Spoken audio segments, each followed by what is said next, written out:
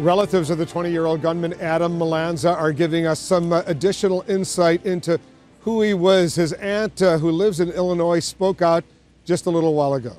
I had the TV on yesterday morning, and that's how I found out about it. And I was trying to connect the dots. When they listed Ryan, the age didn't agree, because I have a son, Michael, who's a couple years older than Ryan, and when they said the age and the name didn't click, but the location did. And as it further was revealed, it wasn't Ryan. He was now 24. Well, then it clicked, because, yeah, it's about the right age of Ryan.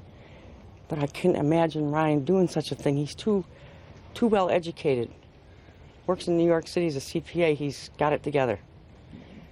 Ryan, he was different. He was quiet. Nice kid, good kid. I mean, he was definitely the challenge of the family in that house.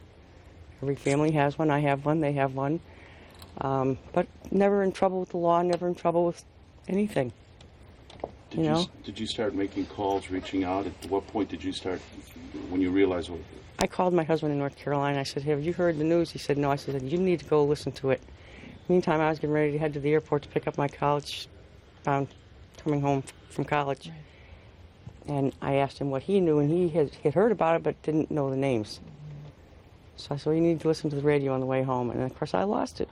Because at this point, what I was hearing, that Nancy was not only gone, but PJ, we called him PJ, his name's Peter, was also gone, and that just loved him. And you had just sent an email to her?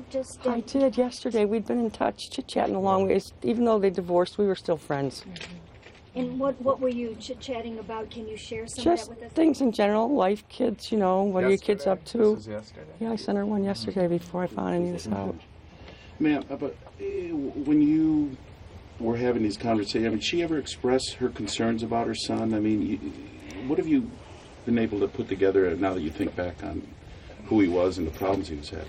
I know she had issues with school.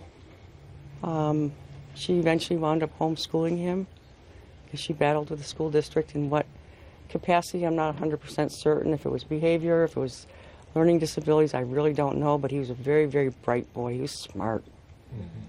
Had he acted out? Had she shared with you any? No, she didn't. No violence towards her? No. And if he did, I know she wouldn't tolerate it. If he needed help, I know they would have gotten it for him. Mm-hmm. Because they were the type of parents, even when they were married, as well as being separated, if the kids had a need, they would definitely feel it.